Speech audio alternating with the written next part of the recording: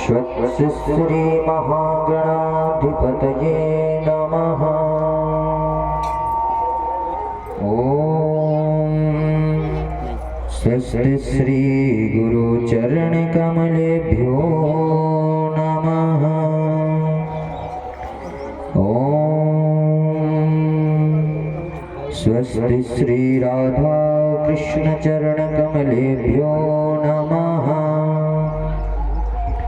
ओम स्वस्ति श्री सरस्वत्यै नमः। हरिः ओम स्वस्ति श्री वेदपुरुषाय नमः। ओम वंशी विभूषितकरान् नवनीरदाभात् पीताम्बरादरुणबिम्बफलाधरोष्ठा पूर्णेन्दुसुन्दरमुखा दरविन्दनेत्रा कृष्णात् परं किमपि त्वमहं न जाने। ध्येयं सदा परिभवग्नमभीष्टदोहम् तीर्थास्पदं शिवविरिञ्चिनुतं शरण्यम्। भृत्यार्तिहं प्रणतपालभवाब्धिपोतं वन्दे महापुरुषते चरणारविन्दम्। कृष्णत्वदीयपदपङ्कजपञ्जरान्ते अद्यैव मे विशतु मानसराजहंसा। प्राणप्रयाणसमये कफवातपित्तैः कण्ठावरोदनविधौ स्मरणं कुतस्ते। श्रीप्राणनाथाय नमः। आनन्दकन्दं प्रभुदेवचन्द्रं व्रजेशरूपेण पुराब्धिजातं प्रविश्य प्राप्तं प्रियप्राणनाथं परेशपूर्णं सततं नमामि। ब्रह्मप्रियाजागरणाय जाता सर्वस्वपाता भवसिन्धुत्राता विद्यानदाता निजधर्मधाता दीनैकबन्धो शरणं प्रपद्ये। दीनैकबन्धो शरणं प्रपद्ये। मनोजवं मारुततुल्यवेगं जितेन्द्रियं बुद्धिमतां वरिष्ठं वातात्मजं वानरयूथमुखं श्रीरामदूतं शरणं प्रपद्ये। लोकाभिरामं रणरङ्गधीरं राजीवनेत्रं रघुवंशनाथं कारुण्यरूपं करुणाकरन्तं श्रीरामचन्द्रं शरणं प्रपद्ये। श्रीरामचन्द्रं शरणं प्रपद्ये। अतुलितबलधामं हेमशैलावदेहं धनुजवनकृशानं ज्ञानिनामग्रगण्यं सकलगुणनिधानं वारणारामधीशं रघुपतिप्रियभक्तं वातजातं नमामि। बोलिए श्री कृष्ण कन्हैया लाल की जय। बोलिए श्रीमद्भागवत महापुराण की जय। अकारण करुणावरुणालय अकारण करुणाकारक सकल जन्य कल्य शापहारक परात्पर ब्रह्म अंत कोटि कंदर्प दर्प दलन पटियान निर्गुण निराकार सगुण साकार जगदैक बंधु करुणैक सिंधु श्री सच्चिदानंद घन परमात्मा श्री राधा कृष्ण के युगल चरणार बिंदों में बारंबार कोटि कोटि प्रणाम। समुपस्थित भक्ति स्वरूपा माताएं बहनें, पिता तुल्य बुजुर्ग समतुल्य भाई बंधु एवं समस्त बाल गोपाल सभी को शत शत नमन करते हुए भगवान की गाथा में प्रवेश करते हैं। प्रवेश करने से पूर्व भगवान नाम संकीर्तन करना चाहिए। संकीर्तन क्यों करना चाहिए? संकीर्तन इसलिए करना चाहिए क्योंकि संग और कीर्तन, कीर माने हमारा ये शरीर, कीर माने भगवान से प्रार्थना करना और तन अर्थात हमारा शरीर। ये जो संकीर्तन होता है ना, इसीलिए होता है कि इस तन से प्रभु के लिए कुछ वाणी निकले, प्रभु के लिए कुछ गान निकले। इसलिए भागवत में प्रवेश करने से पहले प्रभु का नाम संकीर्तन करना चाहिए। आइए हम सभी लोग संकीर्तन करते हैं, तत्पश्चात श्रीमद् भागवत में प्रवेश करेंगे। श्री कृष्ण गोविंद हरे मुरारी, हे नाथ नारायण वासुदेवा। श्री कृष्ण गोविंद हरे मुरारी, हे नाथ नारायण वासुदेवा। हे नाथ नारायण वासुदेवा, हे भद्र नारायण वासुदेवा। हे नाथ नारायण वासुदेवा। श्री कृष्ण गोविंद हरे मुरारी, हे नाथ नारायण वासुदेवा। श्री कृष्ण गोविंद हरे मुरारी, हे नाथ नारायण वासुदेवा। हे नाथ नारायण वासुदेवा, हे नाथ नारायण वासुदेवा। हे नाथ नारायण वासुदेवा। श्री कृष्ण गोविंद हरे मुरारी, हे नाथ नारायण वासुदेवा। हे नाथ नारायण वासुदेवा। बोले श्री कृष्ण कन्हैया लाल की जय। बोले श्री बांके बिहारी सरकार की जय।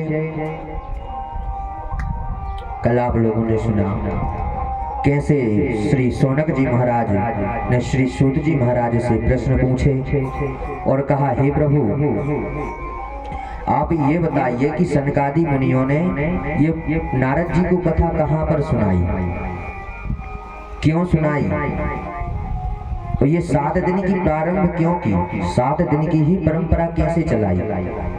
तब श्री सूत जी महाराज कहते हैं,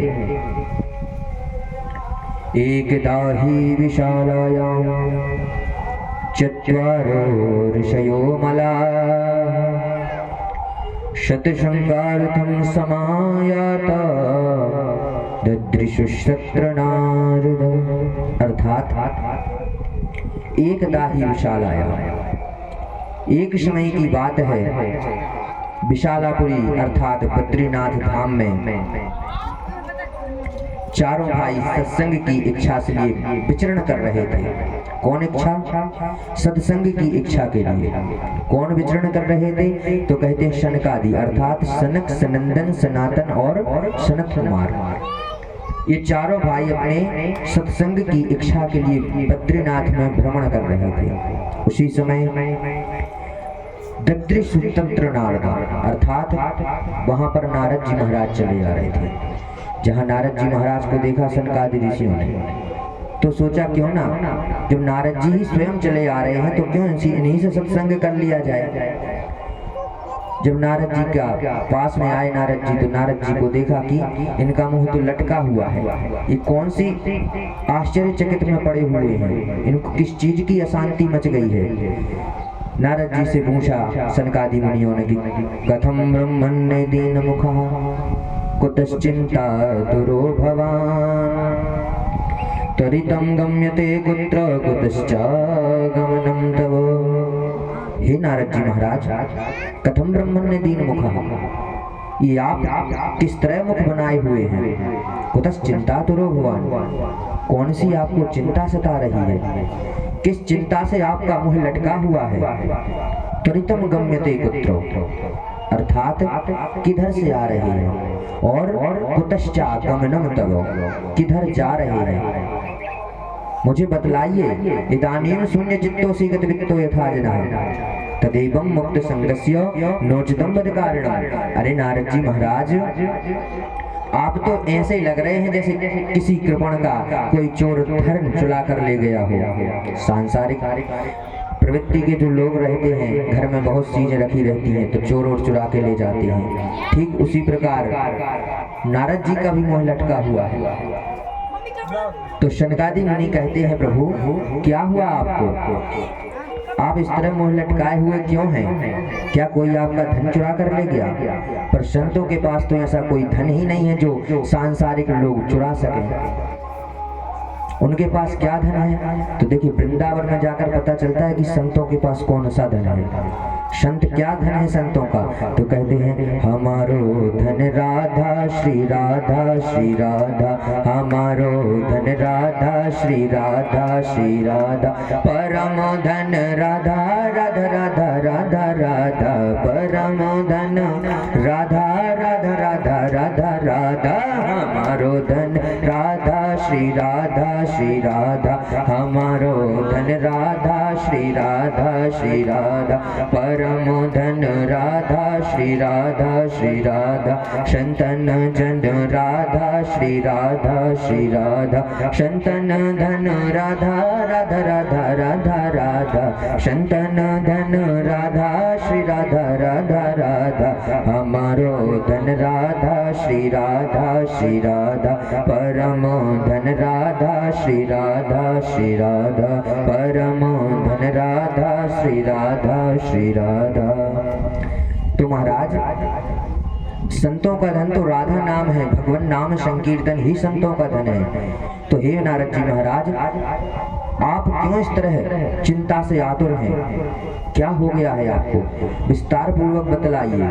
नोचितम वद कारणम, निर्फिक्र होकर मुझे बताइए। नोचितम वद कारणम, क्या कारण है आपका?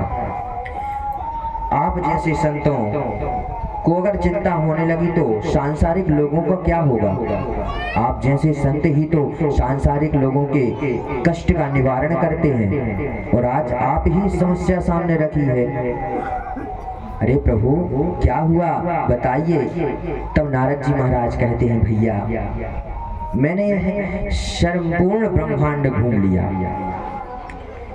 मृत्यु लोक में हर जगह मैं घूम के आ गया, मैं संसार में सर्वत्र घूमा, सारे तीर्थों में परिभ्रमण किया, परंतु मुझे सत्संग का आनंद नहीं मिला। कोई भी तीर्थ नहीं रह गया, यहाँ तक कि पुष्करम च प्रयागम च काशीं गोदावरीं तथा हरिक्षेत्रम कुरुक्षेत्रम श्रीरंगम सेतुवंदनम एवमादिषु तीर्थेषु भ्रमणामो इतस्ततः। अर्थात पुष्कर गया, प्रयाग गया, काशी गया, गोदावरी, हरि क्षेत्र, कुरुक्षेत्र सब कहीं हो आया, पर मुझे कहीं भी शांति नहीं मिली, कहीं भी आनंद नहीं आया, इस सत्संग का आनंद नहीं मिला। हे प्रभु, यहाँ तक कि संभवतया संतों के यहाँ भी मुझे शांति नहीं मिली।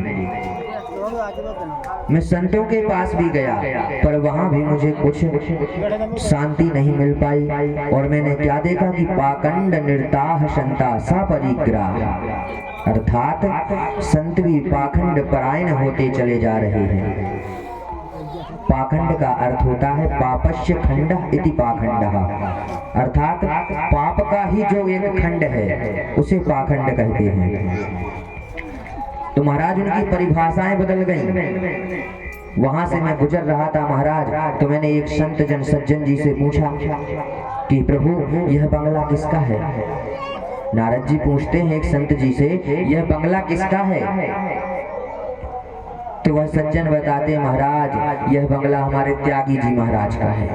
आहा, नारद जी बड़ी चिंता में पड़ गए। नाम त्यागी जी महाराज, वो बंगला इतना बड़ा है कि पूरा प्रदेश समा जाए। बड़ी चक्कर में पड़ गए नारद जी, थोड़ी और आगे चले। बहुत हल्ला शोर सुनाई दे रहा था नारद जी को। फिर नारद जी ने एक सज्जन संत जी से पूछा, अरे भैया ये इतना हल्ला कहाँ हो रहा है? बोले मौनी बाबा के आश्रम। अब बताइए, नारद जी को और चिंता हो गई, प्रभु मौनी बाबा का आश्रम हो, हल्ला इस तरह हो रहा है कि जैसे हजारों बच्चे वहां घूम रहे हो, वह हजारों संत वहां हल्ला कर रहे हैं। इस प्रकार की प्रवृत्ति हो गई है संतों की। हे प्रभु क्या किया जाए? तपसी धनवंत धनगृही।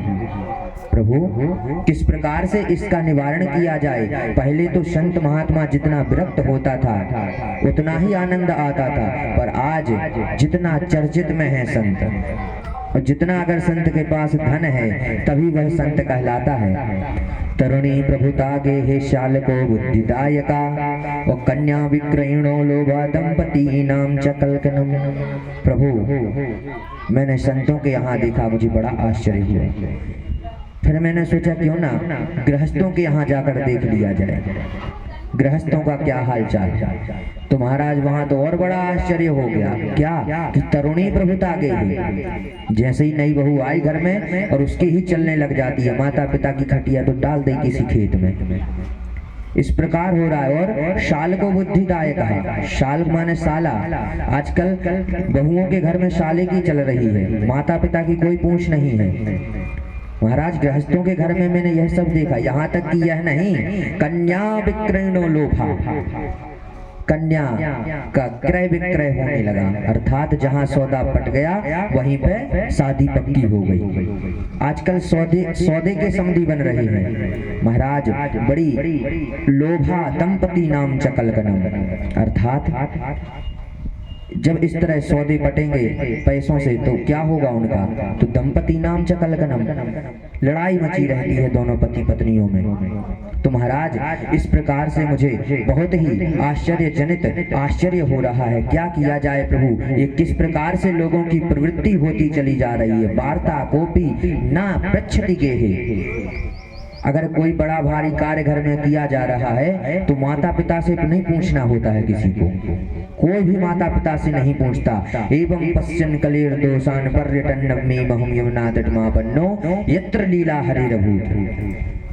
अरे भैयाओ, जब मैंने यह सब आश्चर्य देखा तो मैंने सोचा क्यों ना भगवान की उस नगरी में चला जाए जहां पर भगवान ने स्वयं अवतार लेके समस्त राक्षसों का वध किया था। एवं पश्चिम कलेर दोषान पर्यटन नवमी महम यमुना तट मापन्नो यत्र लीला हरि रभूत। मैं उस यमुना तट पर गया, मृत्यु लोक में सब जगह घूम लिया, पर मेरे चित्त को कहीं शांति नहीं मिली। मैं वृंदावन की ओर चला गया, परंतु महाराज मैं वृंदावन की ओर गया, यमुना जी के तट पर मैंने एक और आश्चर्य देखा। शनकादि मुनि कहने लगे, प्रभु हे नारद जी, अब क्या आश्चर्य देख लिया है आपने?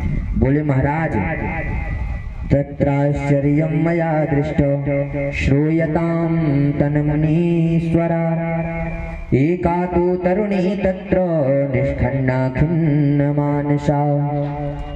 तत्राश्चर्यं मया दृष्टो, एक और आश्चर्य देखा। क्या देखा? श्रूयतां तन्मुनीश्वराः, दो पुत्र, एका तो तरुणी तत्र, एक युवती के गोद में लेटे हुए हैं, वृद्ध पुरुष लेटे हुए हैं।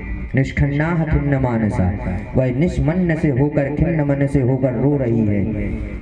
मैंने देखा ये युवती रो रही है, क्यों ना इसके पास चला जाया जाए। पर भैया मैं उसके पास इसलिए नहीं गया क्योंकि आप बताइए, अगर कहीं महिलाओं का समुदाय लगा हो और वहाँ पर महिलाएं आपस में बात कर रही हो और कोई पुरुष वर्ग चला जाए तो महिलाएं डांट के भगा देती हैं, अरे हम लोग के बीच में काहे को आ रहे हो भैया। 1 मिनट में लड़ाई हो जाए, 1 मिनट में हंसने लग जाए, 1 ही मिनट में रोने लग जाए जब महिलाओं की बात होती है। तो नारद जी उस जगह पर नहीं गए। नारद जी कहने लगे, भैया मैं उस जगह पर नहीं गया, परंतु जैसे ही उस युवती ने मुझे देखा तो कहने लगी कि भो भो साधु क्षणम तिष्ठ मच्चिंताम विनाशय दर्शनम तव लोकस्य सर्वथा गहरम परम।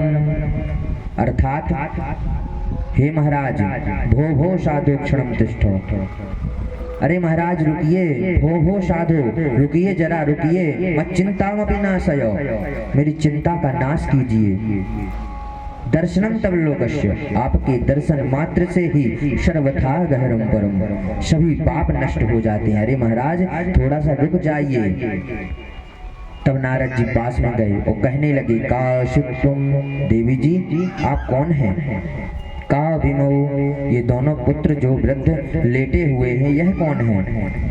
और का देवी पद्मलोचना, ये जो देवियां तुम्हें कोई पंखा कर रही है, कोई पानी पिला रही है, ये सब कौन है? बद देवी सविस्तारम स्वस्य दुःखस्य कारण, देवी मुझे तुम अपने दुख का कारण बताओ, विस्तार पूर्वक बताओ, मैं सुनना चाहता हूँ। तब भक्ति महारानी कहती हैं, अहम भक्तिर्तिख्याता युमो में तनयो मतो, ज्ञान वैराग्य नामानो काल योगेन जर्जरो। अर्थात अहम भक्तिर्तिख्याता, मैं भक्ति के नाम से विख्यात हूँ। इमऊ में तनयऊ मतऊ, ये जो दोनों मेरे वृद्ध पुत्र देख रहे हो ना, यह मेरे मन के पुत्र हैं। ज्ञान और वैराग्य ना मानो, इनका नाम है ज्ञान और वैराग्य। परंतु काल योगेन जर्जरऊ, यह काल के योग से बुढ़े हो गए हैं, जर्जर अवस्था को प्राप्त हो गए हैं। मेरे दुख का मूल कारण यही है महाराज। अगर मैं अपना पूरा परिचय दूं, आपको सुनाऊं, तो कहते हैं उत्पन्ना द्रविणे साहम, मैं उत्पन्न माने जन्म मेरा, उत्पन्ना द्रविणे साहम, द्रवण देश में हुआ। उत्पन्ना द्रविणे साहम वृद्धिम कर्णाटके गता, क्वचित क्वचिन महाराष्ट्रे गुर्जरे जीर्णताम गता। हे साधु जी महाराज, मैं उत्पन्न द्रवण देश में हुई और बड़ी मैं कहीं कर्नाटका में हुई, युवती कर्नाटका को प्राप्त हुई। पर जैसे ही महाराज मैं महाराष्ट्र में कहीं कहीं पर तो प्रसिद्ध हुई, क्वचित क्वचिन महाराष्ट्र, कहीं कहीं मैं प्रसिद्ध तो हुई, मेरा नाम विख्यात तो हुआ महाराष्ट्र में। पर महाराज जैसे ही मैं गुजरात में आई तो गुर्जरे जीर्णताम गता, जीर्ण माने वृद्ध अवस्था। जैसे ही महाराज मैं गुजरात में आई और मैं बुढ़ी हो गई, क्योंकि गुजरात में भक्ति लोग कम करते हैं और ज्ञान वैराग्य ज्यादा है वहाँ। तो महाराज मैं गुजरात में जैसे ही आई तो बुढ़ी हो गई। परंतु महाराज ये नहीं, वृंदावनम पुनः प्राप्यो नवीनेव स्वरूपिणी, जैसे ही मैं वृंदावन में आई महाराज तो मैं पुनः युवती में हो गई, क्योंकि वृंदावन में भक्ति सबसे ज्यादा लोग करते हैं। जिसको आप देखोगे माला झोले लेके राधे राधे राधे जपते रहेंगे। भक्ति वृंदावन में बहुत होती है, पर ज्ञान वैराग्य नामानो काल योगेन जर्जरो, अर्थात ज्ञान और वैराग्य वृद्ध अवस्था को प्राप्त हो गए वहां पर। महाराज अगर मेरा यह दुख दूर नहीं हुआ तो विदेशम गम्यते मया, अगर मेरा यह दुख दूर नहीं किया तो मैं विदेश को चली जाऊंगी वृंदावन छोड़कर। इदम स्थानम परित्यज्य, यह स्थान छोड़कर विदेशे गम्यते मया, मैं विदेश को चली जाऊंगी। महाराज मेरी इस चिंता का नाश कीजिए और मुझे मेरा मूल कारण जो ये है, इस कारण का कोई उपाय बताइए। तब नारद जी महाराज कहते हैं, हे माँ आप तो भक्ति महारानी हैं और आप स्वयं प्रभु की पटरानी हैं। अगर आप छोड़कर चली जाएंगी तो भक्ति कैसे होगी, लोगों के हृदय में भक्ति उत्पन्न कैसे होगी। इसलिए आप छोड़कर मत जाइए, आपका मैं उपाय जरूर करूंगा, क्योंकि संतान के बिना माँ का मातृत्व नहीं होता। ठीक उसी प्रकार ज्ञान और वैराग्य भक्ति के पुत्र हैं, तो ये भी अवश्य ही ठीक हो जाएंगे। माँ आप कहीं छोड़कर मत जाइए। तेन लुप्ता सदाचारो योग मार्गास्त पांचचा, वैसे भी आजकल कलिकाल में बहुत कम यह दृश्य दिखाई दे रहे हैं कि भक्ति हो रही है, कहीं कहीं भागवत हो रही है। क्योंकि आने वाले समय में तो भागवत जी में यह भी लिखा है कि वर्षे वर्षे क्रमा जाता मंगलम नापि दृश्यते, अर्थात आगे जो वर्ष आने वाले हैं उनमें मंगलम नापि दृश्यते, यह मंगल दिखाई देने को नहीं मिलेंगे। इसलिए हे माँ आप मत जाइए। अगर आप इस ब्रज भूमि को छोड़कर चली जाएंगी तो लोग भक्ति कैसे कर पाएंगे। हे माँ आप यहीं रहिए, यह ब्रज भूमि धन्य है जो आपको अभी तक युवती रखा है। आप गुजरात गई, वहां पर आप वृद्ध अवस्था को प्राप्त हो गई, पर हे माँ आप तो यहाँ पर युवती हैं, धन्य है यह वृंदावन। धन्यम वृंदावनम तेनो भक्ति नृत्यति यत्र चा, धन्य है यह वृंदावन जहाँ पर भक्ति महारानी नृत्य करती हैं। ब्रजभूमि धन्य है जहाँ पर इस कलिकाल में आदर पूर्वक भक्ति महारानी आज भी नाच रही हैं। भक्ति मैया ने पूछा, बाबा एक बात बताओ, एक कलयुग इतना दुष्ट था तो महाराज परीक्षित ने इसको क्यों छोड़ दिया, मारा क्यों नहीं? तब नारद जी कहते हैं, देखिए माँ, बात ये है कि अनेकों युगों में जितना हम तप करते थे तो वह फल प्राप्त नहीं होता था। जो कलयुग में केवल भगवान नाम संकीर्तन से ही फल प्राप्त हो जाता है। यत् फलम नास्ति तपसा न योगेन समाधिना तत् फलम लभते सम्यक कलु केशव कीर्तनात्। अर्थात यत् फलम नास्ति तपसा ना योगेन समाधिना, अनेकों युगों में जो तप करते थे वो फल प्राप्त नहीं होता था, पर कलयुग में केवल प्रभु नाम संकीर्तन से ही वह फल प्राप्त हो जाता है। इसलिए कृतज्ञ कृतार्थः। भागवत एक ऐसी शब्दावली है, ग्रंथावली है जो हम लोगों को भक्ति से जुड़ाती है।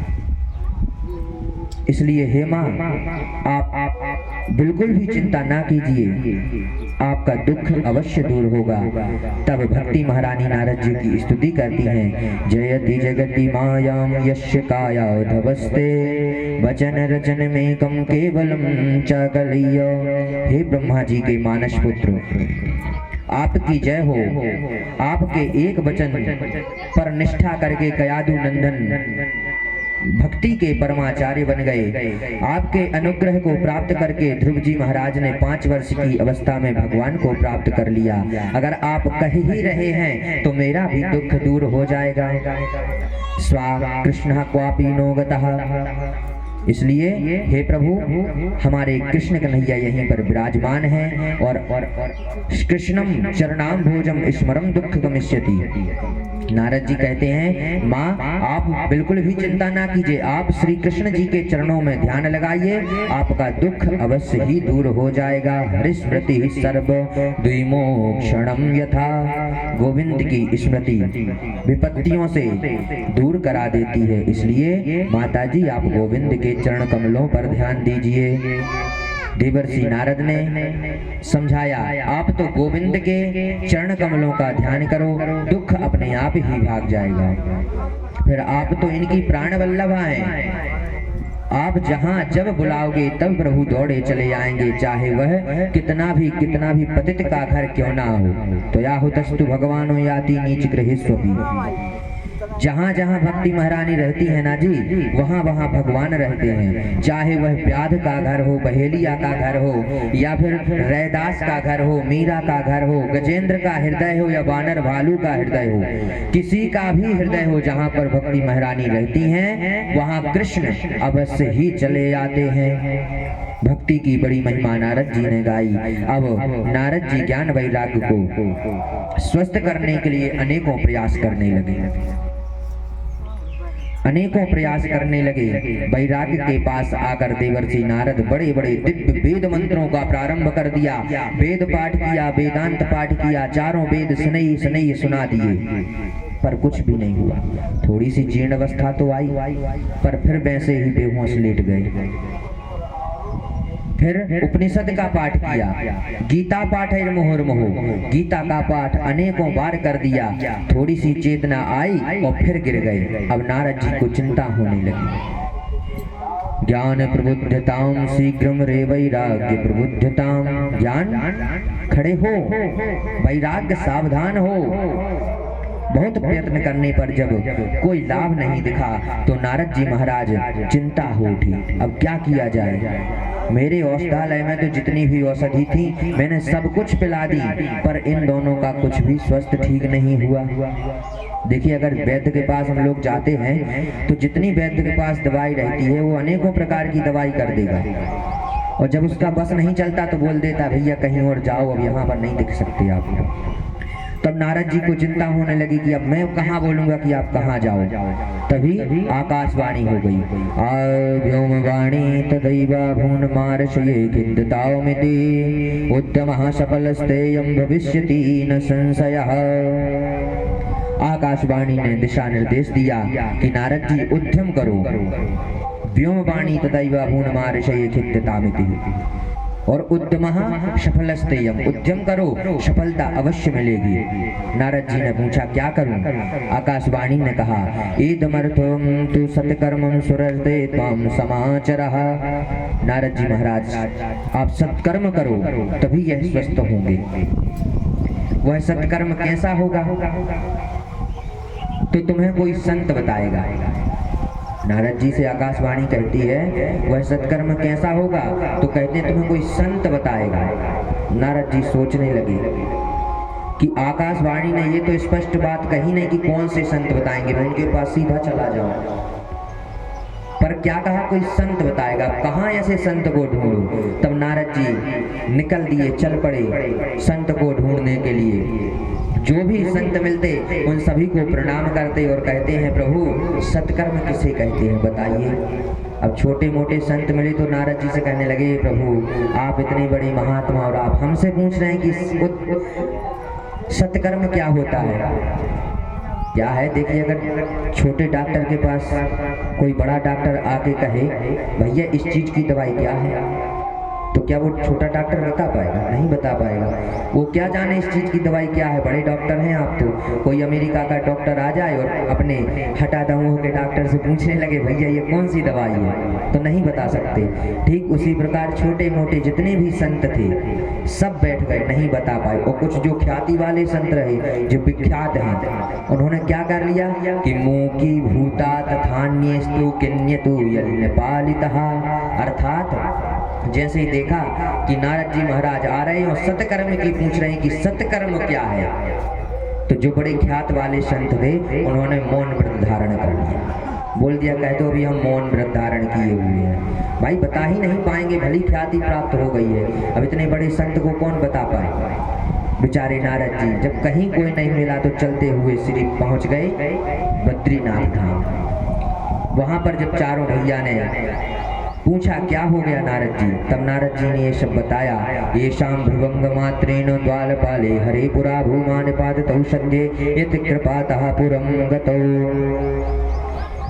नारद जी को कौन मिले? सनकादि ऋषि। सनकादि ऋषि मुनि कैसे हैं तो ये शाम भ्रुवंग मात्रेण, जिनकी भ्रकुटी मात्र टेढ़ी करने मात्र से द्वारपालौ हरे पुरा, जो भगवान के द्वारपाल थे ना जय और विजय, उनको 3 जन्म के लिए नीचे भेज दिया, जाओ तुम राक्षस बनोगे। क्यों भेज दिया? क्योंकि उन्होंने सनकादि ऋषियों को रोक दिया था जिनकी 5 वर्ष की अवस्था है, 5 वर्ष से 6 वर्ष के नहीं होते, कुल 5 वर्ष के रहते हैं, ऐसे सनकादि ऋषि हैं। उनका जप क्या है तो कहते हैं हरि शरणम मम शरणम मम हरि शरणम मम। इस मंत्र का जाप करते रहते हैं जो पूर्वजों के भी पूर्वज हो गए, नारद जी से भी पहले के हैं, पूर्वजों के भी पूर्वज हो गए, फिर भी 5 वर्ष की अवस्था है, 5 से 6 साल के नहीं होते, काल गति उन पर प्रभावित ही नहीं होती है। चारों भैया मुस्कुराए और बोले नारद जी मात्र इतनी सी छोटी बात के लिए आप इतने चिंतातुर हैं, इतनी छोटी बात के लिए आप इतने परेशान हो गए हैं। बिल्कुल चिंता त्याग दो, समाधान हमारे पास है। वाम चिंता कुरुदेवर से हर्ष चित्ते समावह उपायः सुख साध्योत्र वर्तते पूर्व एव ही। सनकादि ऋषियों ने कहा जो सत्कर्म आकाशवाणी ने कहा था वह कोई और नहीं बल्कि श्रीमद् भागवत लापाशातु गीता सुखादि भी। सुखदेव जी जैसे परमहंसों के श्रीमुख से यह मधुरमयी श्रीमद् भागवत कथा यह दिव्य महाऔषधि है जिसका पान करने मात्र से ज्ञान और वैराग्य वृद्ध अवस्था उनकी दूर हो जाएगी और नव यौवन अवस्था से संपन्न हो जाएंगे। भक्ति महारानी थर थर नाचने लगेंगी। तब नारद जी को सनकादियों की बात पर विश्वास नहीं हुआ। सनकादि कहते हैं नारद जी वही दावा हमारा है, तुमने सारे वेद सुनाए, उपनिषद सुनाए, भगवत गीता सुनाई, हम आपको विश्वास दिलाते हैं कि सुखदेव जी जैसे परमहंसों का गाया हुआ यह जो भागवत दिव्य मधुर गीत है ना, इसका श्रवण करने मात्र से ज्ञान और वैराग्य पुष्ट हो जाएंगे, स्वस्थ हो जाएंगे। उनकी सारी बीमारी भी दूर हो जाएगी। नारद जी बोले, महाराज भागवत तो मैंने भी पढ़ा है, मेरे पिताजी ब्रह्मा जी ने मुझे इसका अध्ययन कराया है, इसलिए मैं जानता हूं कि भागवत में जो व्याख्याएं हैं वह सब वैदिक सूत्रों की व्याख्याएं हैं, वेद रूपी कल्प वृक्ष की व्याख्याएं हैं। वेद रूपी कल्प वृक्ष का पका हुआ फल श्रीमद् भागवत कथा है।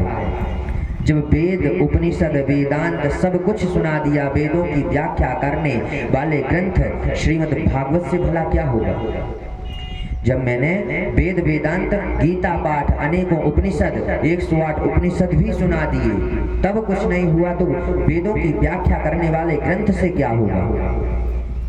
सनकादि मुनि मुस्कुराए और बोले, नारद जी कोई आम खाए और बोले आम इतना मीठा है तो वृक्ष कितना मीठा होगा। भाई आम अगर इतना मीठा है तो वृक्ष भी मीठा रहना चाहिए, क्यों, उस वृक्ष से उस आम उत्पन्न हुआ है, वह आम का वृक्ष है जो उसी से आम उत्पन्न हुआ। जब हमारा आम इतना मीठा है तो वृक्ष भी मीठा होना चाहिए। तो आप क्या वृक्ष को चखने के लिए जाएंगे। महाराज आप आम खाइए, आम ही मीठा है, अगर वृक्ष खाने जाएंगे ना तो बत्ती सी बाहर आ जाएगी। इस प्रकार मधुर बात समझाने लगे महाराज। शनकादि ऋषि नारद जी को कहने लगे, एक बार बताइए महाराज, जैसे अगर कोई काम शक्कर का है, मिठाइयाँ बनानी है शक्कर से, और बोले शक्कर गन्ना के रस से बनती है, तो क्या गन्ना के रस से मिठाई बन जाएगी। कोई बोले भैया घी से पूड़ी सेंकनी है, अब घी किससे बनता है, दूध से, तो घी खत्म हो गया तो दूध ही से सेंक लो, तो क्या दूध से पूड़ी सीख सकती है। नहीं महाराज, नहीं सीख सकती। उसी प्रकार यह वेदों का फला पका हुआ फल है, जो ये कर सकता है वह वृक्ष नहीं कर सकता। निगम कल्पतरोर गलितम, वेद रूपी जो वृक्ष है, वृक्ष इतना मीठा नहीं है जितना कि फल मीठा है। इसमें क्यों, क्योंकि सुखदेव जी जैसे परमहंसों की चोंच इसमें लगी हुई है, मुख इसमें लगा हुआ है। विविध प्रकार का दृष्टांत देकर सनकादि मुनियों ने नारद जी को समझाया और नारद जी ने शंका को तुरंत दूर किया और नारद जी हाथ जोड़कर कहने लगे, भैया अब मैं समझ गया, भैया अब मैं समझ गया कि पढ़ लिख कर कोई कितना भी बड़ा पंडित बन जाए, पर जब आप जैसे महापुरुषों की अगर सत्संग जब तक नहीं किया तब तक वह शास्त्रों का रहस्य नहीं समझ सकता। कितना भी बड़े पंडित क्यों ना बन जाओ पढ़ लिख कर, जब तक संत जनों का सत्संग नहीं करोगे तब तक समझ में नहीं आता शास्त्रों का सार, कि शास्त्र क्या है। शास्त्र बताते कुछ है, होता कुछ है। इसलिए शास्त्र संतों से ही समझ में आ सकता है। अगर संत ने एक बार समझा दिया तो वो समझ में जरूर आ जाएगा।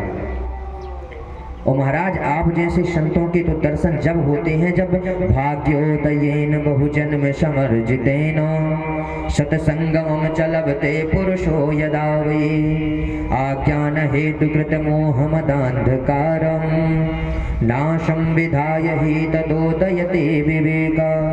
इसी जन्म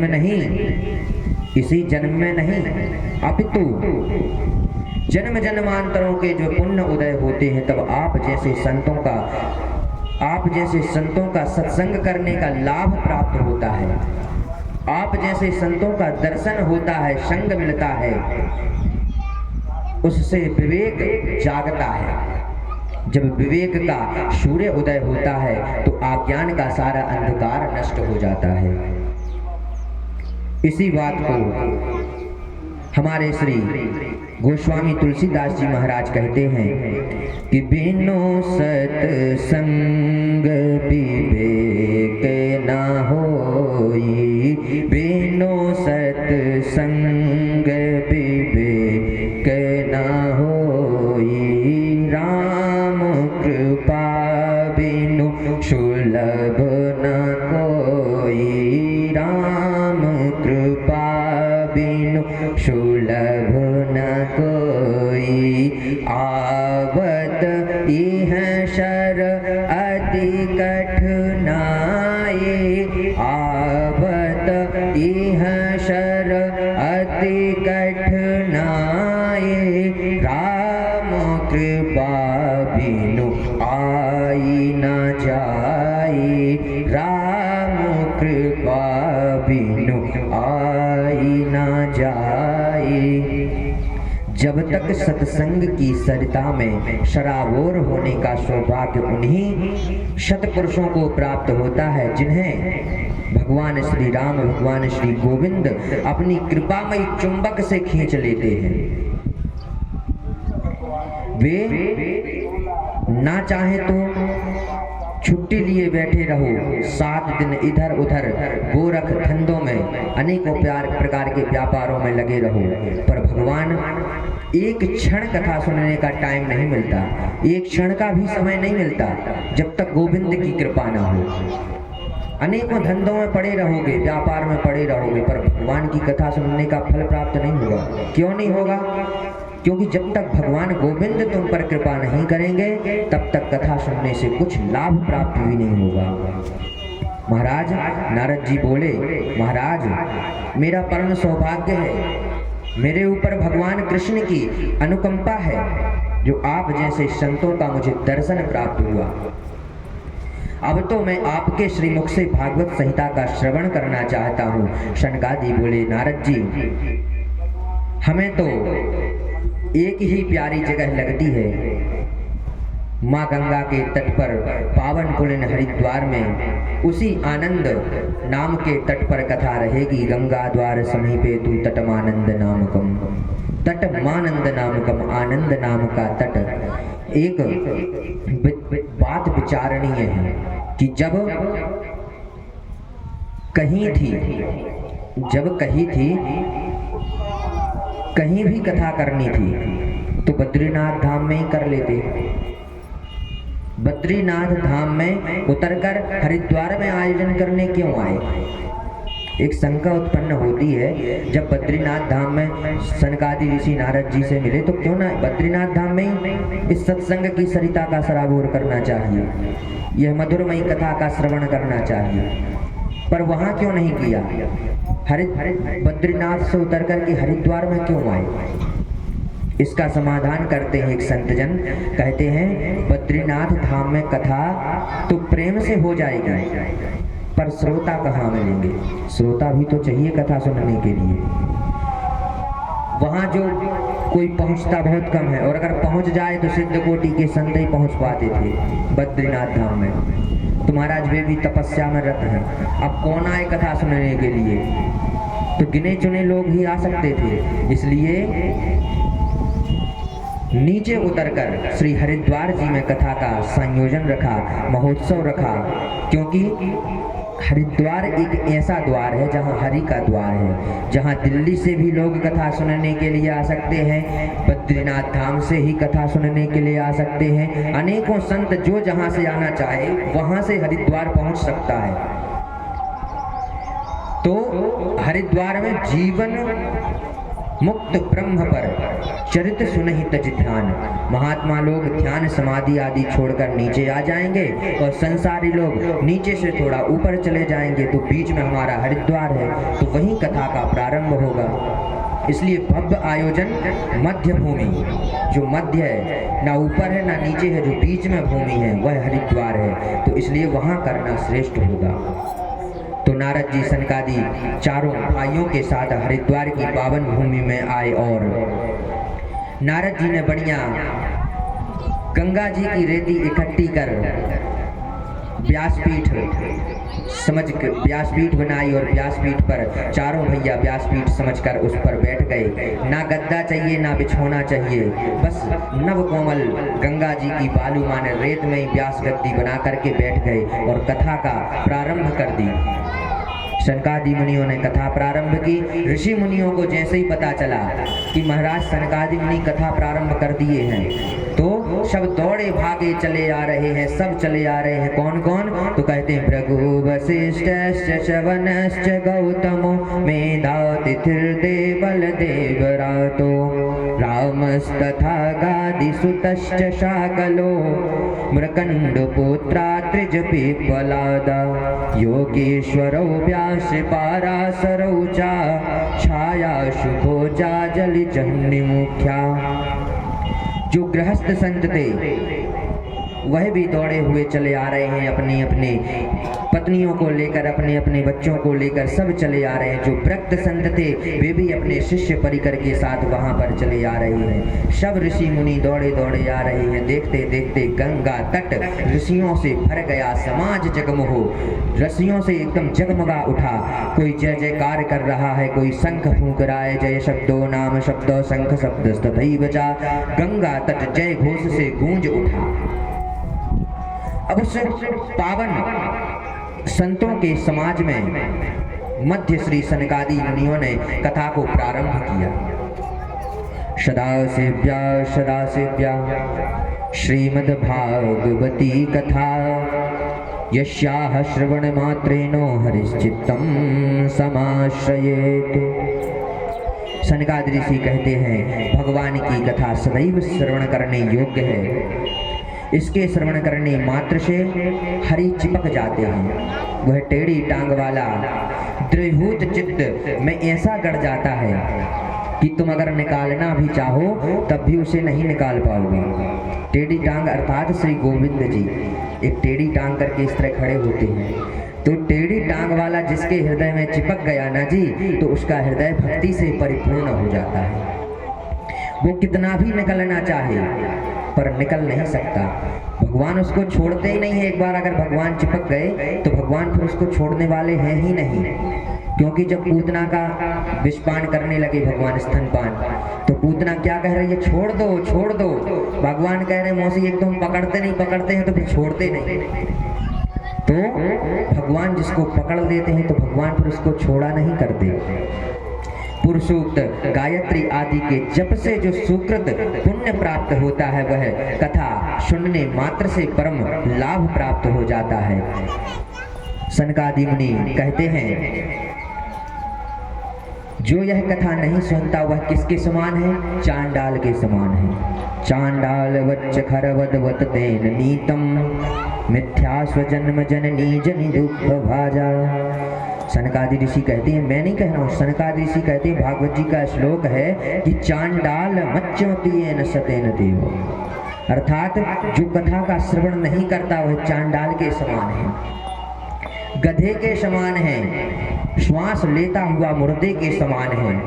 इस प्रकार ना जाने कितनी गालियां सनकादि ऋषियों ने दे डाली। नारद जी ने पूछा, महाराज आप इतनी गाली क्यों दे रहे हैं? सनकादि बोले, यह गाली हम नहीं दे रहे, यह भागवत जी कह रही हैं कि जो भागवत नहीं सुनता वह चांडाल के समान है। एवं वदंती दिविदेव समाज मुख्या।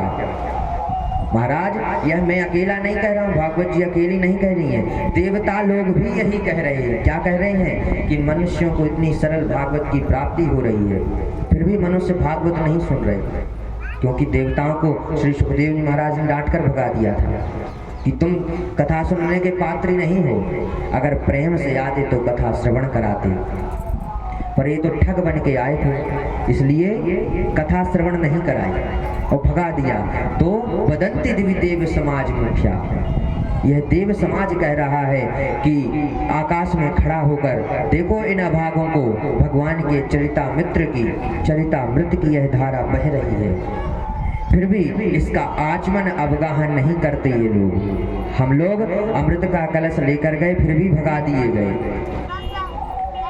इन्हें तो यह कथामृत सुलभ है, पर महाराज हम लोगों को तो दुर्लभ है, मिलती ही नहीं है कथा, फिर भी ये लोग नहीं सुन रहे हैं। तभी उसी क्षण मुक्त भागवत सनकादि ऋषियों ने, चारों भाइयों ने मुक्त कंठ होकर भागवत जी की महिमा गा ही रहे थे कि उसी क्षण एक दिव्य अलौकिक नाम संकीर्तन हो उठा और धुनी गूंज पड़ी। और सबने क्या देखा कि भक्ति सुतौ तौ तरणौ गृहीत्वा प्रेमैक रूपा सहसा विरासित।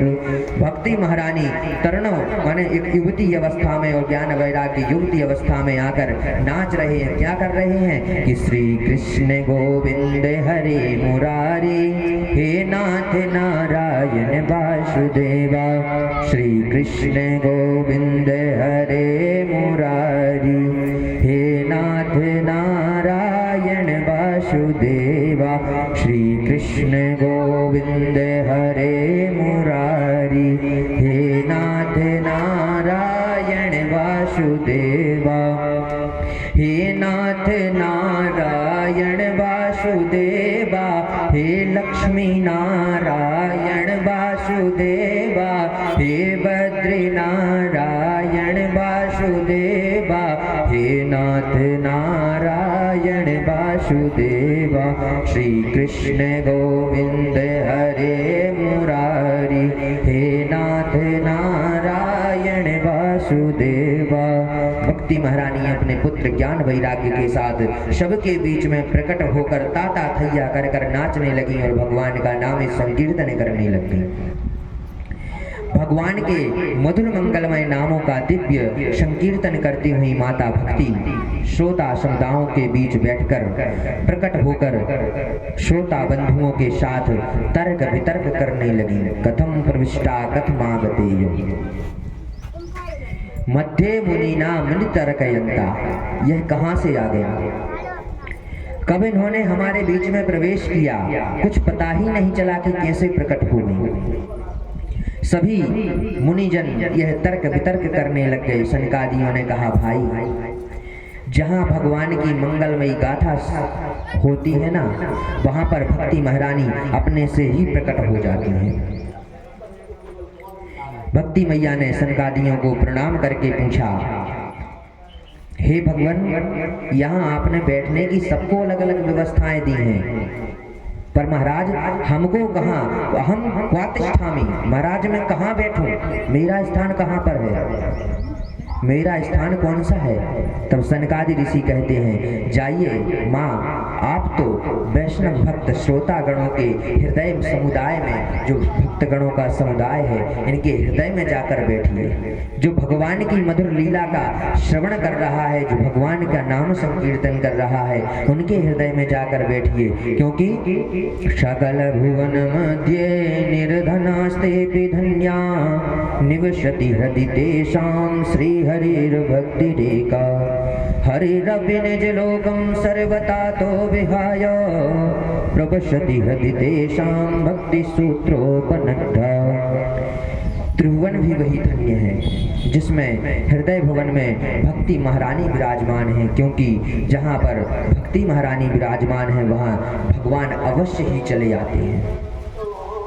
भगवान उस हृदय में अवश्य आते हैं, और जहाँ पर जिस हृदय में भक्ति महारानी नहीं है वहाँ पर प्रभु कभी नहीं आते। क्यों नहीं आते कि देखते हैं भैया प्रभु तो आते हैं, और झांक कर देखा कि हृदय में क्या, हाउसफुल, अर्थात पूरा घर फुल है, ये तो भरा हुआ है। अब कैसे इनके हृदय में जाके बैठे, किस चीज से भरा हुआ है, तो मोह, मद, मात्सर्य, ईर्षा, द्वेष, छल, कपट आदि आदि इस मोह माया में इनका वैसे ही हृदय भरा हुआ है। तो भगवान कहाँ आकर बैठे, भगवान कहते मैं ऐसे में कहाँ बैठूंगा, जगह ही नहीं दिए।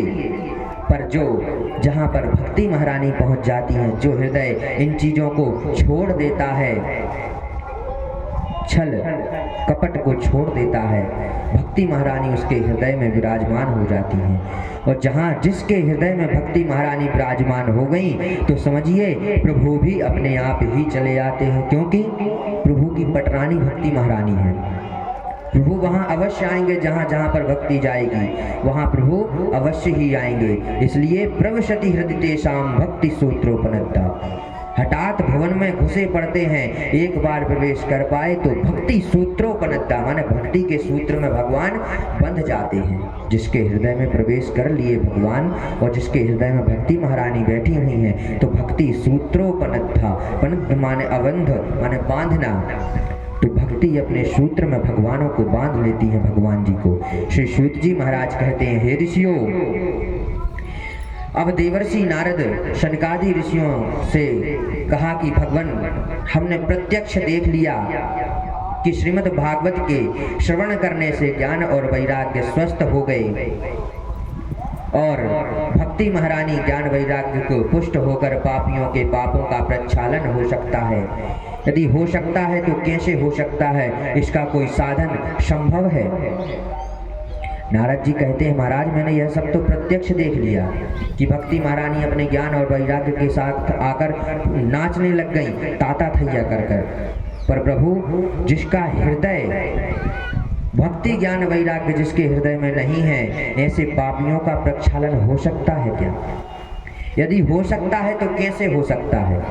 यह सब मुझे बतलाइए, मैं सुनना चाहता हूँ। के विशुद्धयन्ति वदन्तु मह्यम। कौन कौन इससे शुद्ध हो सकता है श्रीमद् भागवत को सुनने से? शनकादि ऋषि मुस्कुराते हुए बोले, नारद जी कैसे कैसे पापी तर गए।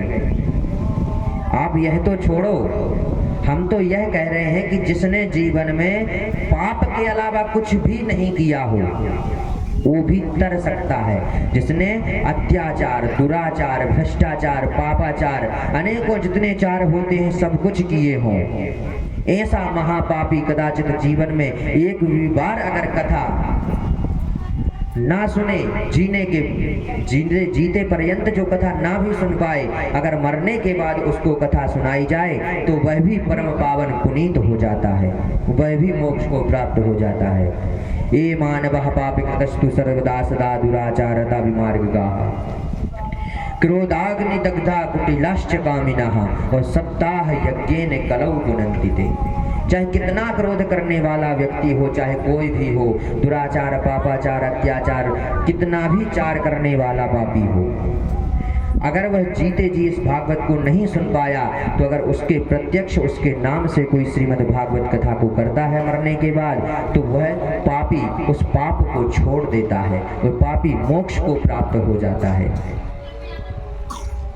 नारद जी बोले, वाह महाराज, गजब कर दिया आपने तो। जीते जी की तो छोड़ो, मरने के बाद वाले का भी मोक्ष प्राप्त करा दिया। ये कैसे संभव है? कोई प्रमाण है क्या आपके पास? सनकादि मुनि कहते हैं, हाँ नारद जी बिल्कुल, हम तुम्हें एक इतिहास सुनाते हैं जो गोकर्ण उपाख्यान के नाम से प्रसिद्ध है। गोकर्ण और धुंधकारी की कथा जिसको कहते हैं।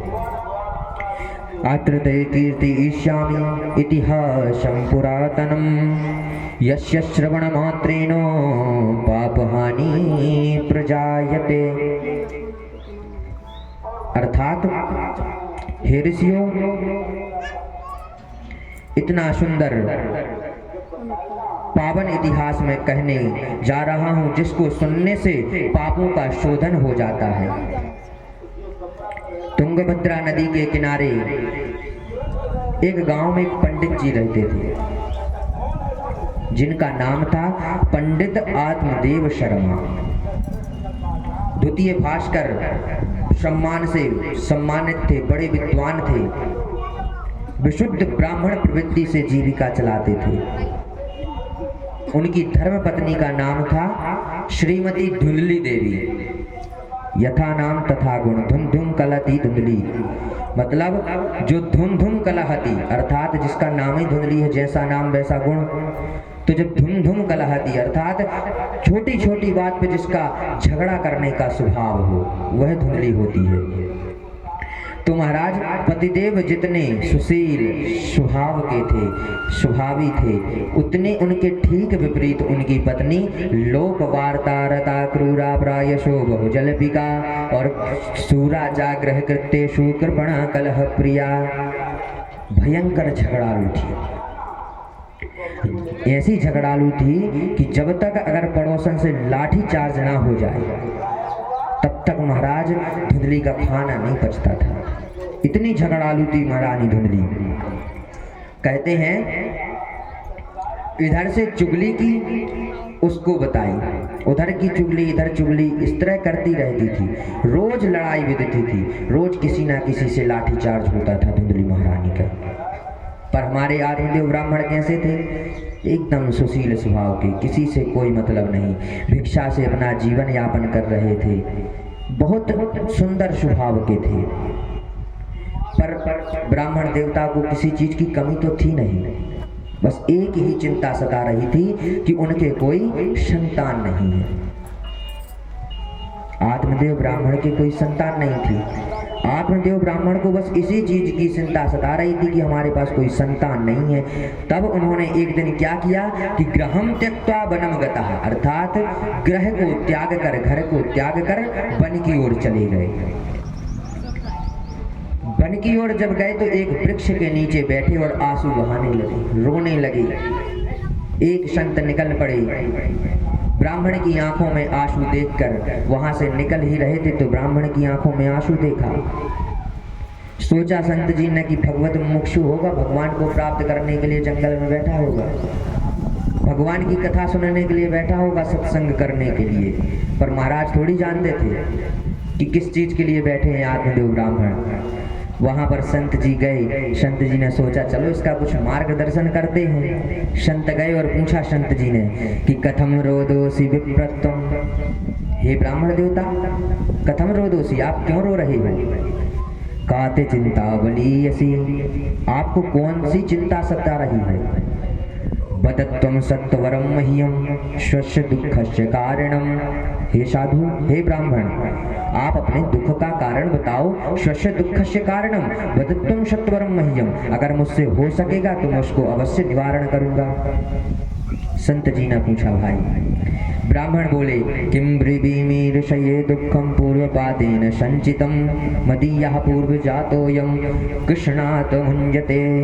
महाराज आप बच्चे आए, मैं अपने मन की बात आपको बताऊं, ना जाने पूर्व जन्म में मैंने कितने पाप उदय हो गए हैं जो इस जन्म में मुझे कोई संतान प्राप्त नहीं हुई।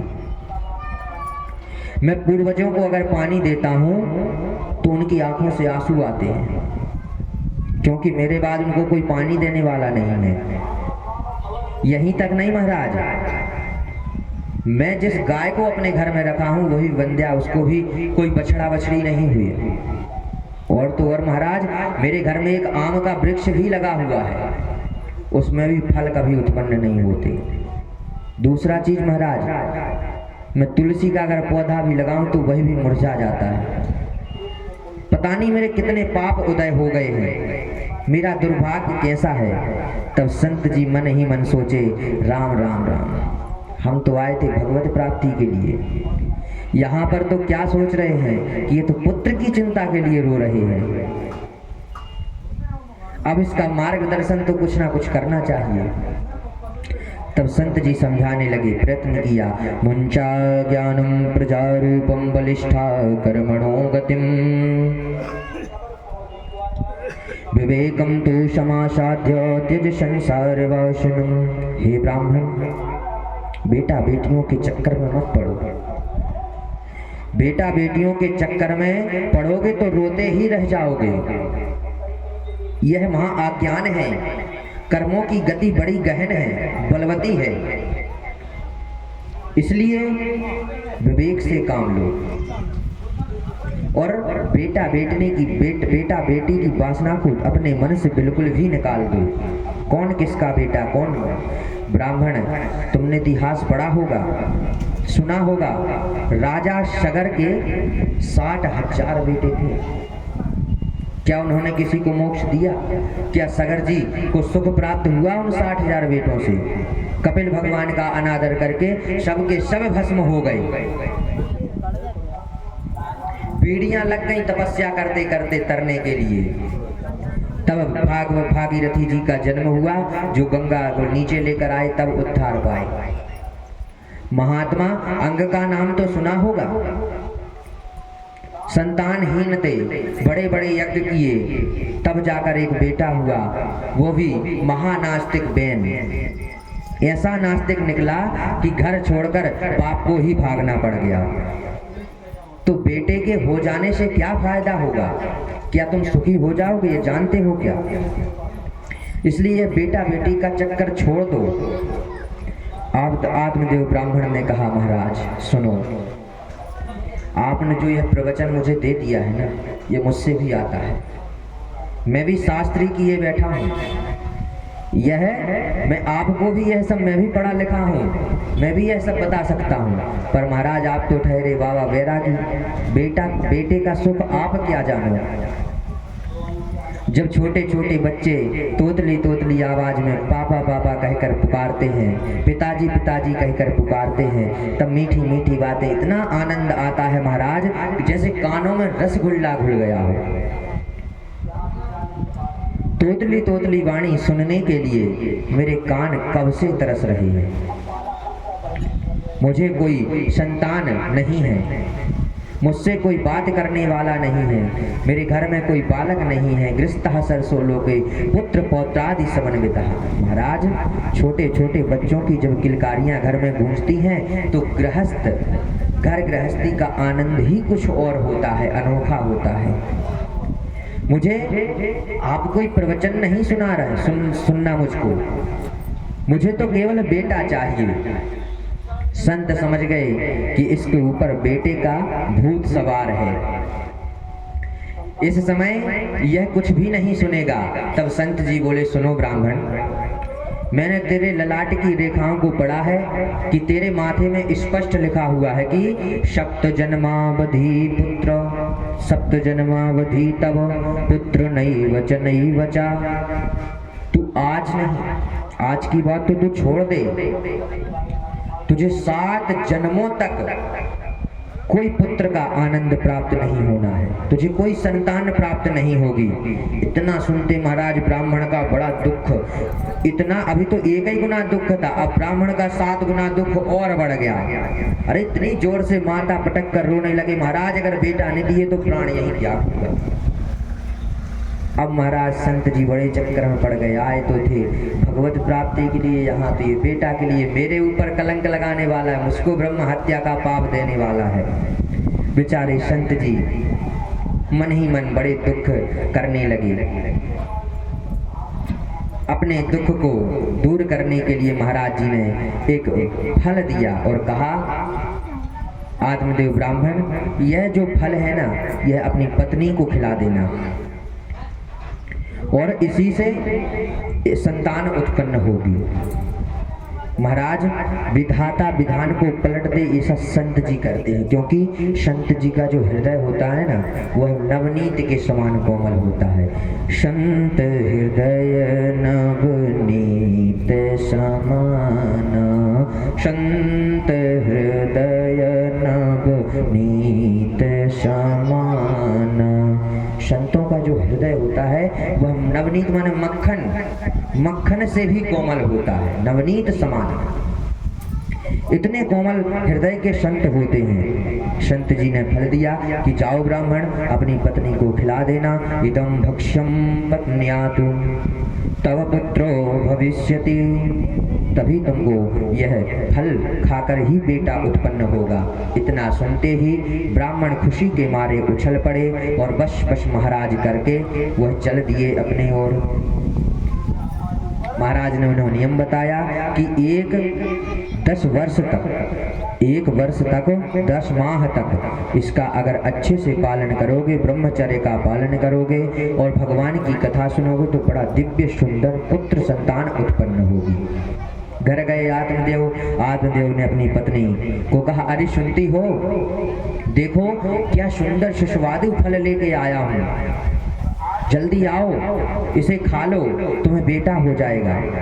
ब्रह्माणी माने धुंधली बड़े चक्कर में पड़ गई। महाराज ये किसने फल दिया, कैसा फल दिया, कहीं किसी ने कोई मंत्र पढ़कर तो नहीं दे दिया। मन ही मन सोचने लग गई। आत्मदेव ब्राह्मण जी से कहने लगी, कोई अभी मैं थोड़ी नहाई धोई नहीं हूँ, जब नहा धो लूंगी बढ़िया पूजा पाठ करके फिर इस फल को खा लूंगी। आत्मदेव ब्राह्मण ने फल को दिया और चल दिए। तभी पड़ोसन आ गई, अरे धुंधली देवी क्या हो रहा है। धुंधली महारानी कहने लगी, पता नहीं किसने ये फल दे दिया, इसी को लेकर जब से सोच रही हूँ कि अगर मैं इसे खाऊंगी तो ऐसा ना हो किसी ने भूतूत चला दिए हो, तो मेरे ऊपर भूतूत सवार हो जाए। और अगर किसी ने इस फल को अच्छे ही से दिया है और अगर मैं इसको खाऊंगी तो कहीं ऐसा ना हो मैं गर्भवती हो जाऊंगी, और गर्भवती हो जाऊंगी तो मेरे से चलते नहीं बनेगा, और कहीं गांव में किसी दिन भूकंप आ गया तो मैं कैसे भाग सकूंगी, कहीं आग लग गई तो मैं कैसे भाग सकूंगी। अनेकों तर्क कुतर्क करने लग गई।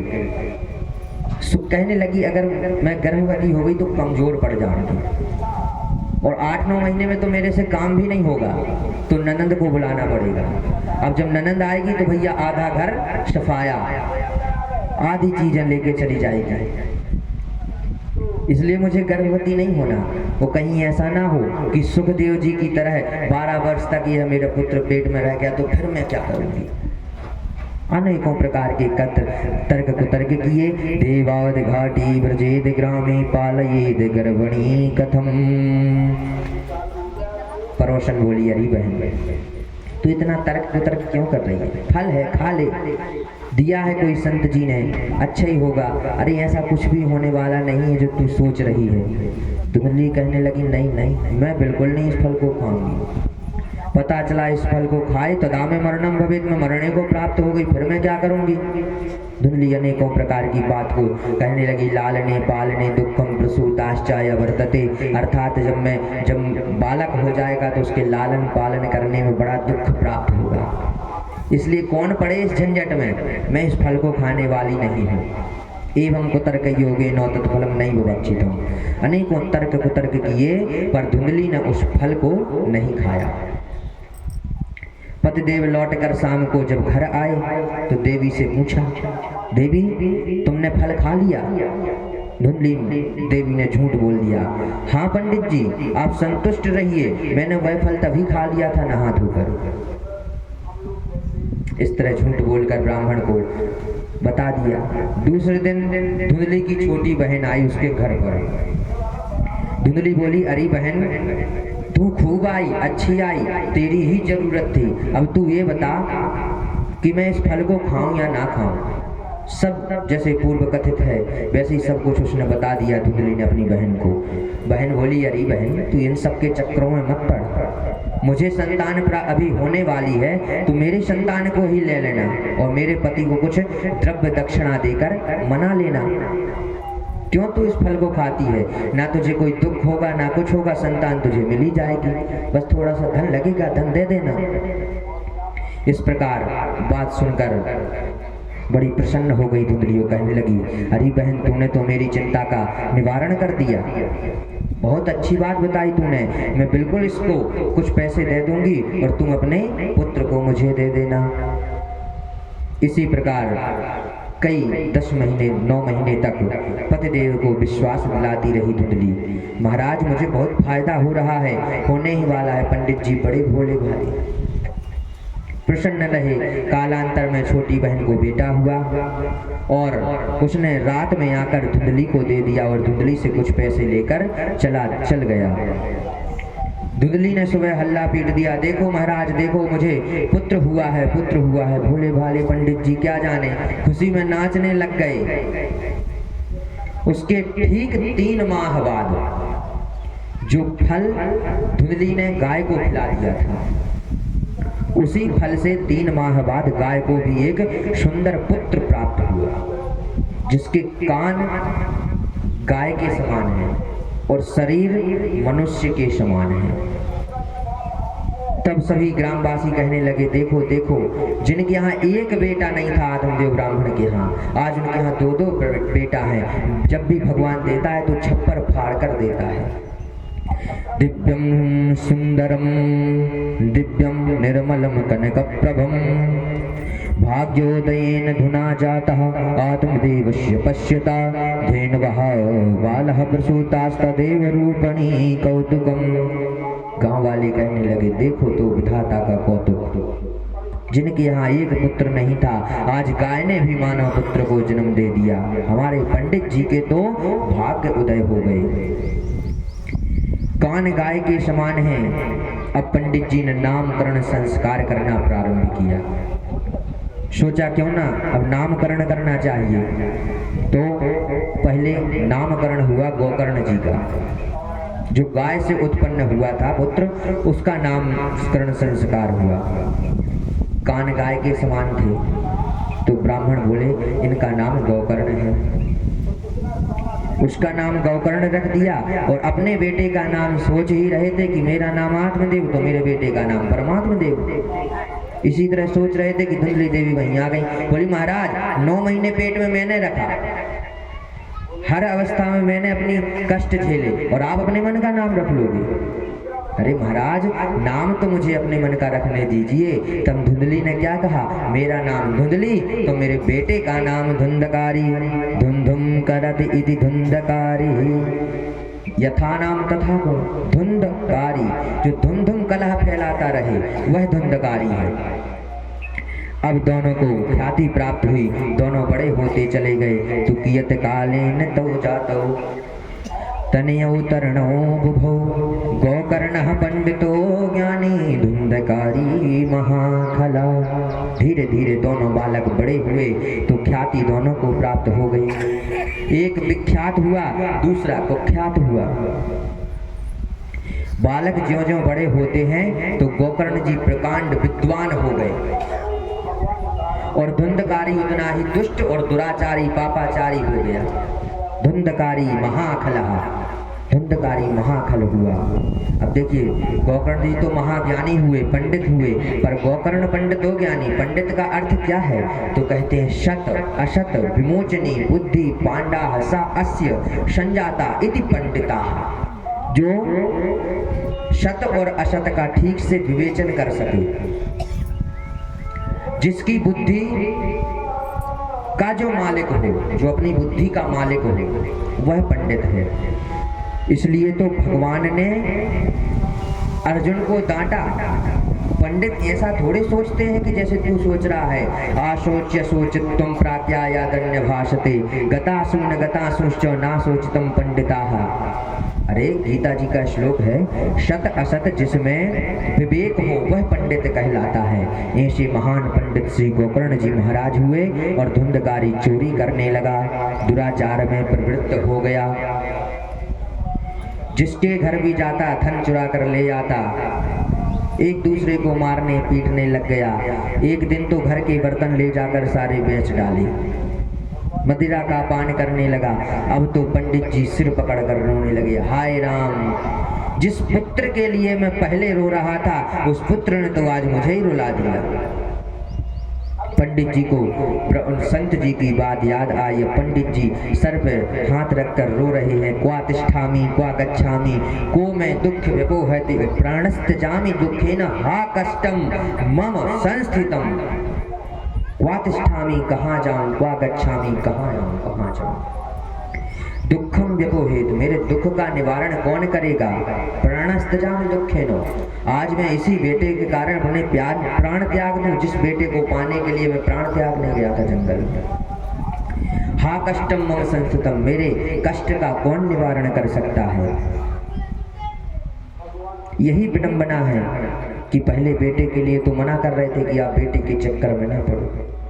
अब महाराज गोकर्ण जी बहुत, आत्मदेव ब्राह्मण बहुत रो रहे हैं। तभी गोकर्ण जी महाराज ने देखा कि पिताजी आज बहुत चिंता में हैं और रो रहे हैं। तो गोकर्ण जी महाराज वहां पर आए और एकांत में बैठाकर पंडित जी को समझाने लगे। पिताजी, यह बताइए, आपको संसार में सुखी कौन दिखाई पड़ता है?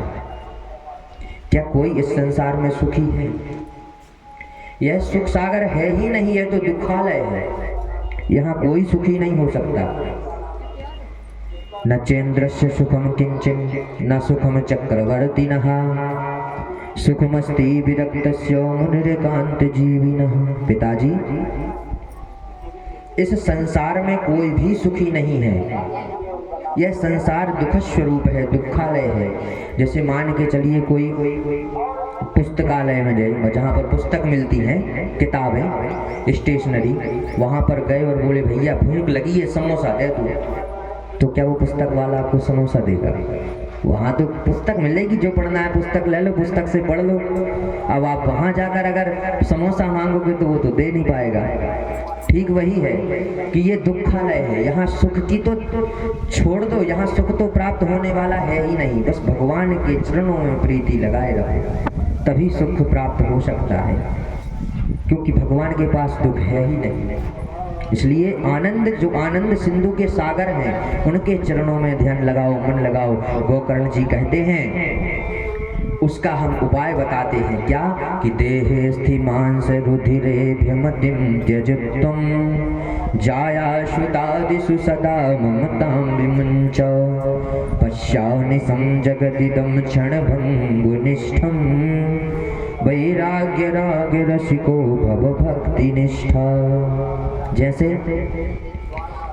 संत जी कहते हैं कि मृत्यु देखता औरों की तू रोज सवेरे शाम, और भवन बनाता ऐसे जैसे हरदम यहाँ मुकाम। माया तेरी बहुत कठिन है राम, ओ राम माया तेरी बहुत कठिन है राम। अर्थात मृत्यु तो रोज ही हम देख रहे हैं सबकी। गोकर्ण जी पिताजी को समझाते हैं कि पिताजी मृत्यु तो हम रोज देखते हैं कि यहाँ मृत्यु होनी ही है, पर भवन ऐसे बना रहे हैं जैसे हरदम यहाँ मुकाम, हमेशा यही रहना हो। पर ये माया है प्रभु की, इसको कोई नहीं जान सकता। महाराज गोकर्ण जी कहते हैं पिताजी ध्यान से सुनिए, जीव को संसार से बांधने वाली दो रस्सियां हैं। इस जीव को इस संसार रूपी में मोह में जो बांधता है वो दो रस्सियां हैं। कौन कौन सी? कहते अहमता और ममता की दो रस्सियां हैं। अहमता माने मैं और ममता माने मेरा। अहमता ममता की दो रस्सियां बंधे हुए, सभी प्राणी इसी से बंधे हुए, दोनों रस्सियों से।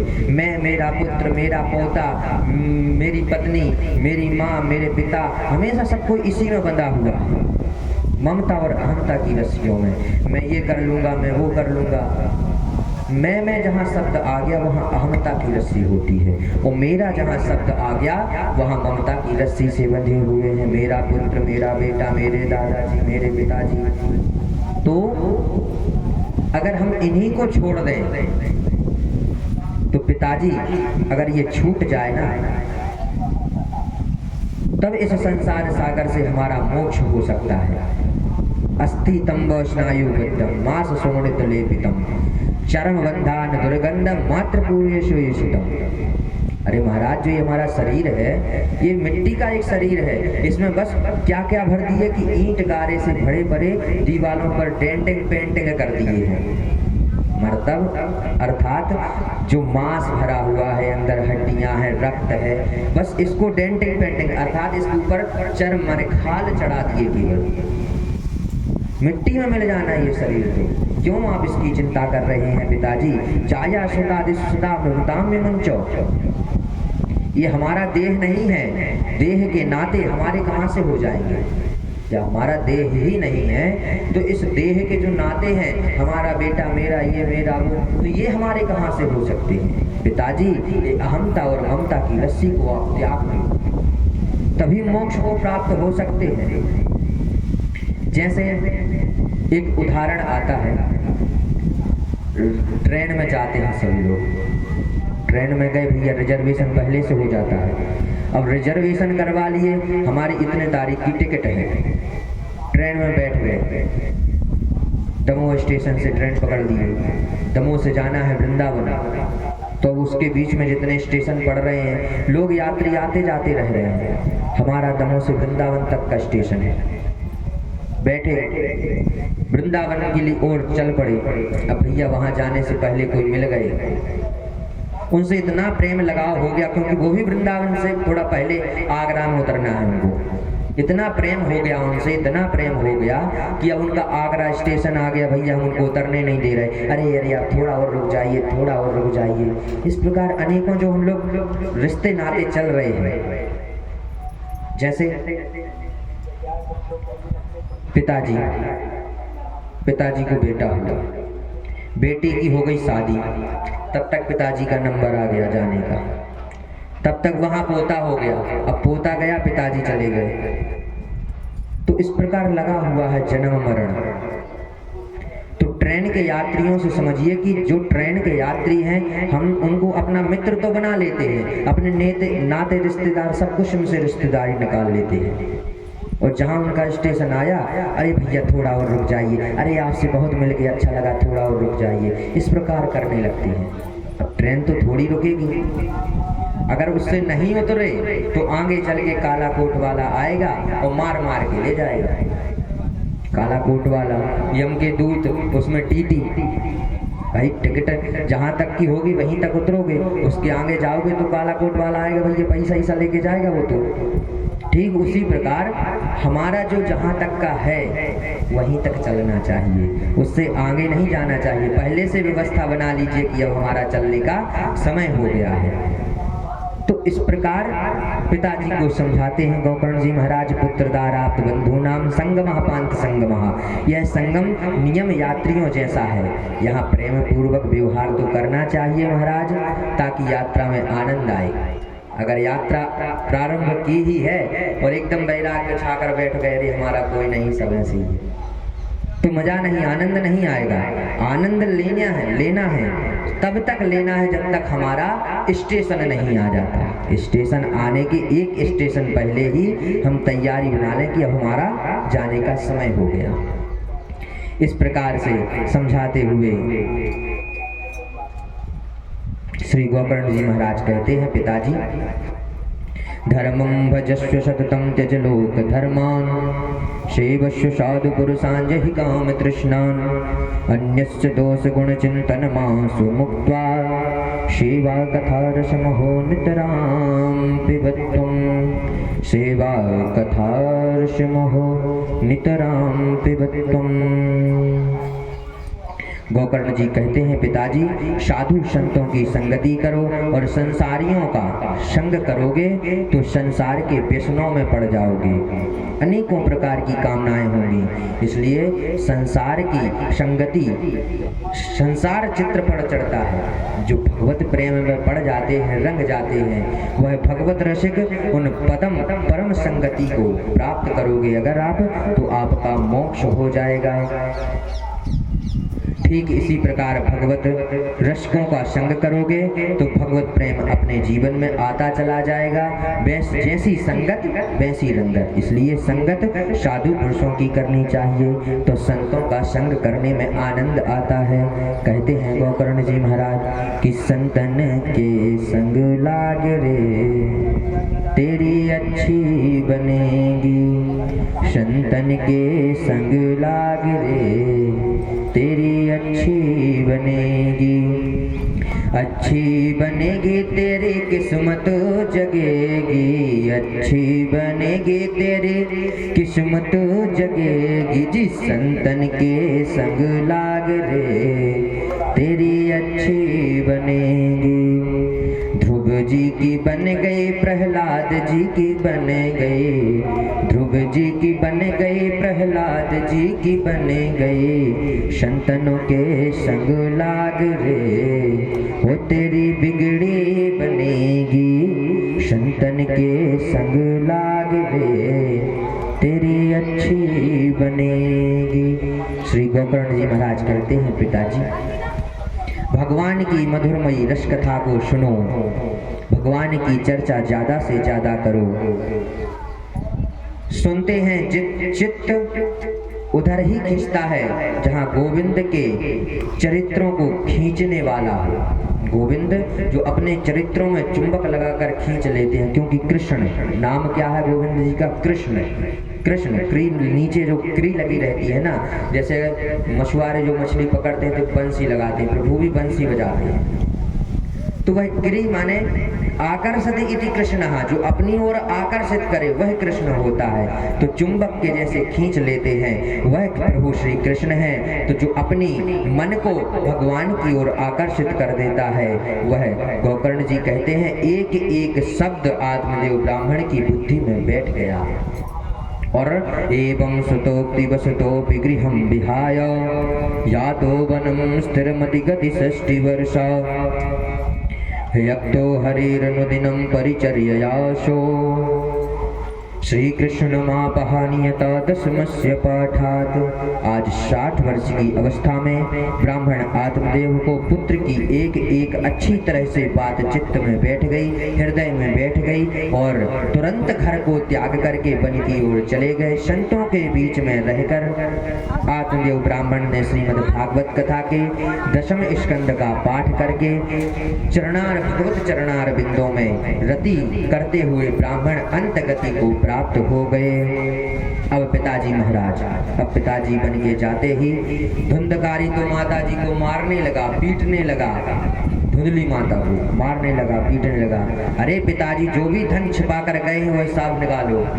अब माता कह रही है भैया जितना धन था वो तो तूने बेच दिया, यहाँ तक कि सारे बर्तन तूने बेच दिए, सब कुछ तूने बेच दिया, अब कहाँ से धन लाऊंगा। धुंधकारी कहता है अगर सुबह तक मुझे धन नहीं दिया गया तो मैं तुम्हें सुबह मार डालूंगा, गला दबाकर मार डालूंगा, लकड़ी की तरह लकड़ी से पीटूंगा। क्वातिष्ठति विबुद्धं च हनिष्ये लालयन चेतो। अब तो धुंधली रोने लगी, हाय हाय ये क्या हो गया, अब तो निश्चित यह दुष्ट कल सुबह मुझे मारेगा, कहाँ जाऊं क्या करूं कुछ समझ में नहीं आता। आए तो रात में छोड़कर भाग गई और एक कूपे पाता कृतो रात्रौ तेन शानिधनम गतः। एक कुआं था वहीं पर, उस कुएं में कूदकर धुंधली महारानी ने अपने प्राण त्याग दिए। पिताजी संतों के साथ गए थे, माताजी कुएं में गिर गई। गोकर्ण जी को लगा शायद अब हमारी बारी है, तो गोकर्ण जी चल दिए तीर्थ यात्रा के बहाने। भैया को समझा बुझाकर गोकर्ण जी निकल गए। अब धुंधकारी घर में बिल्कुल अकेला 5-5 गणिकाओं माने वेश्याओं को ले आया, बाजार से लाकर घर में बैठा लिया। निरंतर चोरी डकैती करने लगा, धन संपत्ति बहुत कमाता, उन देवियों को लाकर सौंप देता। विचार कीजिए, यह आत्मदेव की कथा नहीं, हम सब की कथा है। मैंने कल भी कहा था यह कोई राजा रानी की कथा नहीं है, यह हम ही लोगों की कथा है। आत्मदेव कोई और नहीं, हम ही हैं। तुंगभद्रा नदी के तट पर रहने वाला था यह ब्राह्मण आत्मदेव। उसी प्रकार यह हमारा शरीर भी तुंगभद्रा है। तुंग अर्थात श्रेष्ठ, भद्र अर्थात रहने वाला। प्रत्येक जीवात्मा ब्राह्मण आत्मदेव है। आत्मदेव रूपी जीवात्मा तो बेचारा भोला भाला है, पर यह संज्ञात्मिका जो धुंधली देवी है, धुंधली देवी अर्थात हमारी बुद्धि, जो हमारी बुद्धि है वो आत्मदेव की पत्नी मतलब धुंधली है, वही हमारी बुद्धि है। हम ही आत्मदेव है, हमारी पत्नी मतलब अर्थात धुंधली जो बुद्धि है हमारी, वो धुंधली का काम करती है। बहुत खतरनाक है। एक दिन आत्मदेव जंगल में गया तो उसे भगवान की कृपा से संत का दर्शन हो गया। संत को जब अपनी समस्या बताई तो संत ने बहुत समझाया, पर आत्मदेव ने नहीं मानी। वरन आत्मदेव बोले मुझे कुछ नहीं सुनना, मुझे तो बेटा ही चाहिए। अंत में संत ने कहा, पंडित जी ने फल खिलाया। पंडित जी ने तो स्वीकार कर दिया कि खिला दूंगा, लाकर देवी जी को थमा दिया कि खा लेना। पंडित जी अर्थात हम लोगों को कोई संत ने फल दिया, हम लाकर रख दिए, हमारी बुद्धि कह रही है रुक के खा लूंगी। रुक के वो फल खा ही गया। अगर वह खुद लाकर खुद खिला देते तो आज गोकर्ण उनका बेटा होता, धुंधकारी नहीं होता। तो धुंधकारी की तो समस्या ही पैदा नहीं होती, परंतु गलती कहाँ से हो गई कि खा लेना, और धुंधली ने खाया नहीं। उसी प्रकार हम संतों के पास भी बैठते हैं और संतों का उपदेश भी सुनते हैं। वह सुनकर हमें ज्ञान रूपी फल भी प्राप्त होता है, और संतों के वचनों से जो ज्ञान प्राप्त होता है वही दिव्य फल है। पर संत कहते हैं जो ये प्रवचन सुन रहे हो ना, इसे घर जाकर मनन पूर्वक श्रद्धा पूर्वक अपनी बुद्धि को खिला देना, अर्थात इसमें मनन करना, अपनी बुद्धि पर जोर डालना। पर हम लोग क्या कहते हैं, इस कान से सुना और इस कान से निकाल दिया। परंतु बुद्धि स्वरूपा धुंधली हर उस बात को जो सत्संग में बहुत अच्छी प्रकार से लग रही थी, वह कुतर्क से काट के रख देती है। एवं कुतर्क योगेनो तत्फलम नैव भक्षितम्।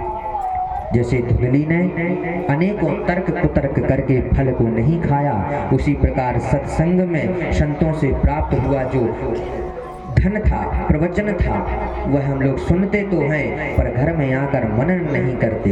कैंची बुद्धि रूपी धुंधली उसको काट डालती है। परिणाम क्या हुआ कि धुंधली घर में आ गए, धुंधकारी घर में आ गया।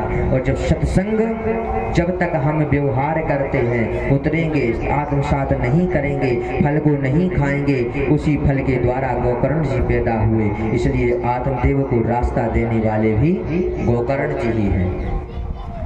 सत्संग में अच्छी अच्छी बातें सुननी चाहिए।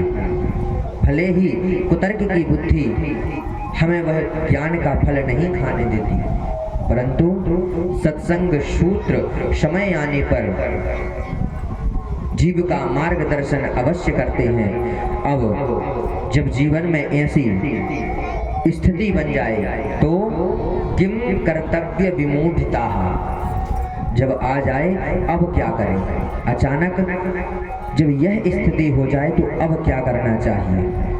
तभी अहम ते पृथ्वीं सर्वालोकत्रयादिपावनं कृष्यामि तव लोकस्य यथान्तं च प्रतिघ्ना अनवतरं लोकं सत्संगं सूत्रमाणिकं यस्यान ग्रान प्रदीपलोकं च प्रजायते। हर प्राणी के जीवन में ऐसा होता है, वही सत्संग कोई ना कोई सूत्र मार्ग दिखाने के लिए उत्पन्न होता है, और जो सत्संग किया है वही सत्संग कोई ना कोई सूत्र उस हमको मार्ग दिखा देता है। जैसे हाथ में टार्च अगर है पर बिजली का प्रकाश है तो उसकी आवश्यकता नहीं होती, परंतु अगर बिजली नहीं है और हाथ में टार्च भी नहीं है तो अंधेरा लग जाता है। कहाँ पैर रखें कहाँ ना रखें, ये हम लोगों की बुद्धि सोचने लगती है। इसलिए टार्च अर्थात भगवान नाम संकीर्तन करना चाहिए, भगवान का नाम जप करना चाहिए। इस प्रकार गोकर्ण जी महाराज अब तीर्थ यात्रा की ओर निकल पड़े। धुंधकारी ने बहुत दुनिया को लूटा, अब लाकर गणिकाओं को धन सौंप दिया। एक दिन इतनी संपत्ति को लूट कर लाया कि पांचों देवियां देखकर आश्चर्यचकित हो गईं। सोचने लगी पांचों गणिकाएं क्या किया जाए, इतनी सारी धन संपत्ति लूट कर लाता है, किसी दिन अगर पकड़ा गया तो हम लोग भी पकड़े जाएंगे, क्यों ना धुंधकारी को मार दिया जाए। पांचों देवियों ने धुंधकारी को मदिरा पिलाई और सुला दिया। रात्रि में विचार करने लगी और उन्हें बांधकर मारने लग गई धुंधकारी को। धुंधकारी के जब प्राण नहीं निकले तो तप्तांगार समूहाश्च तन्मुखे ही विचक्षिपुः और अग्निज्वालादि दुखेन व्याकुलो निधनम गता, अर्थात आग के अंगारे विकल होकर तड़प तड़प कर उसके मुंह में ठूंसते गई तो वह धुंधकारी मर गया। और गणिकाओं ने गड्ढा खोदकर वहीं धुंधकारी को गाड़ दिया, शय को गाड़ दिया और धन का बंटवारा करके पांचों गणिकाएं अपने अपने घर चली गईं। सनकादि कहते हैं नारद जी, जो धन ही प्रेम करने वाली स्त्रियां हैं, तो जो धन से ही प्रेम करने वाली स्त्रियां हैं, ऐसी देवियों पर कभी विश्वास नहीं करना चाहिए। सुधा मयम बचो यासाम कामिनाम रसवर्धनाम हृदयम क्षुर शराभम प्रियम को नाम योषिताम। इधर गोकर्ण जी महाराज को यात्रा करते करते जब पता चला कि भैया परलोक सिधार गए हैं तो पिंडदान करने के लिए श्राद्ध तर्पण आदि किया। लौटकर जब गोकर्ण जी आए रात का समय बहुत हो चुका था। अब चुपचाप घर में आकर थोड़ा सा स्थान साफ करके गोकर्ण जी महाराज वहीं लेट गए। जैसे ही गोकर्ण जी महाराज लेटे, अब धुंधकारी वहीं मरा था, वहीं गाड़ दी थी बनकर, तो धुंधकारी प्रेत बन गया। कभी भेड़ का बच्चा दिखाई पड़ रहा है गोकर्ण जी को, तो कभी अचानक से हाथी बन जा रहा है, कभी भैंसा बन जाता है, कभी जोर जोर से रोने लगता है, कभी जोर जोर से हंसने लगता है। गोकर्ण जी सावधान होकर पूछने लगे, काशिद तुम कौन हो भाई? लेकिन वह जोर जोर से रोता पर कुछ बोल ना पाता। तब गोकर्ण जी महाराज ने संज्ञा मात्रम चकारहा, केवल इशारा मात्र पाते ही गोकर्ण जी महाराज ने तुरंत हाथ में जल लिया और गायत्री मंत्र से अभिमंत्रित करके उसके मुख पे मारा, तो तुरंत प्रेतात्मा वह बोल उठा। क्या बोल उठा कि अहम भ्राता तदीयोस्मि धुंधकारीति नामतः और स्वकीये नैव दोषेण भक्षितं ब्रह्मणत्वं नसितं मया। भैया मैं तुम्हारा पुत्र, हम भ्राता तो दियोस्मि, मैं तुम्हारा पुत्र, तुम्हारा भाई धुंधकारी हूँ, सुखिए नहीं दोषेणो, मेरे ये जो पापाचार हैं, दुराचार हैं, इन्हीं के कारण आज मेरा ब्रह्मणत्व समाप्त कर कर आज मैं भयंकर प्रथम श्रेणी का प्रेत हुआ हूँ, भटक रहा हूँ, केवल वायु का आहार करने वाला हूँ, कुछ नहीं मिलता, कुछ नहीं, भयंकर कष्ट पा रहा हूँ। इसलिए अहो बंधो कृपा सिंधो भ्रातुर्मासु मोचय, हे भाई आप तो साक्षात करुणामय कृपामय है, आप मुझ पर अनुग्रह रखते हैं, इस भयंकर पीड़ा से मुझे मुक्ति दिलाइए। धुंधकारी बहुत रो रहा है, पीड़ित है, विकलता हुआ पीड़ा को देखकर गोकर्ण जी को दया आ गई और मुझे जब बार बार यह पता चला तो गोकर्ण जी ने कहा, तुम्हारा गया जी में मैं श्राद्ध करके तो आया था विधि पूर्वक, फिर भी तुम्हारी मुक्ति नहीं हुई। तथाकथम नहीं मुक्तोसी, क्या तुम्हारी उससे मुक्ति नहीं हुई? धुंधकारी बोला, महाराज गया में एक नहीं अपितु गया श्राद्ध सतेना भी 100 श्राद्ध कर देना, फिर भी मेरी मुक्ति नहीं होने वाली। मुक्तिर नामे भविष्यति, मेरी मुक्ति नहीं हो सकती।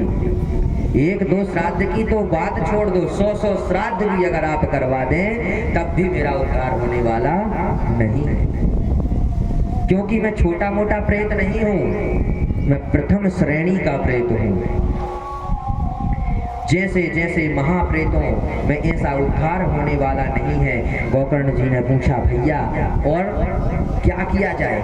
धुंधकारी ने उत्तर दिया, यह तो मैं आपसे पूछ रहा हूँ कि क्या किया जाए, क्या बताऊं? गोकर्ण जी बोले, हम तुम्हारा कल्याण अवश्य करेंगे, तुम चिंता ना करो, अभी मुझे सोने दो। तुरंत कुछ जैसे ही सुबह हुआ, श्री ब्रह्म समय में आश्वासन प्रकार देकर रात भर चिंता में गोकर्ण जी को जब नींद नहीं आई, प्रातः काल ही उठते ही ब्राह्मणों को बुलवाकर परामर्श लिया। जब कोई भी निर्णय करने की स्थिति में नहीं आ रहा था, तब गोकर्ण जी महाराज ने अंत में भगवान सूर्य को स्मरण किया। नमो तुभ्यं जगत साक्षी ब्रूहि मे तद हेतुकम, हे जगत के साक्षी, हे साक्षात नारायण के रूप, हे प्रभु कृपा करके आप यह बतलाइए कि मेरे भाई का उद्धार कैसे होगा। प्रार्थना सुनते ही श्री सूर्य नारायण ने दिव्य आकाशवाणी की और कहा कि श्रीमद्भागवतान मुक्ति साप्ताहम वाचनम करो। प्रिय गोकर्ण, जाओ अपने भाई को श्रीमद्भागवत संहिता का सप्ताह श्रवण विधि कराओ, विधि श्रवण कराओ और निश्चित रूप से वह मुक्त हो जाएगा। सुनते ही गोकर्ण जी महाराज तुरंत ही आषाढ़ मास में दिव्य भव्य श्रीमद् भागवत का आयोजन किया। लोगों को पता चला, सब दौड़े दौड़े चले आ रहे हैं। वैष्णव ब्रह्मांड मुख्यम श्रोतारम परिकल्पशः। उसी समय धुंधकारी एक 7 गांठ का बांस वहां पर लगा हुआ था। उसी 7 गांठ के बांस में वह धुंधकारी बैठ गया। जैसे ही प्रथम दिन की कथा समाप्त हुई तो प्रथम ग्रंथि विभेदनम, पहले दिन उस बांस की एक गांठ फट गई। जब दूसरे दिन की कथा समाप्त हुई तो दूसरे दिन की वह दूसरी ग्रंथि फट गई। ऐसे ही सप्तदिनश्चैव ग्रंथि विभेदनम च, 7 दिन में उस बांस की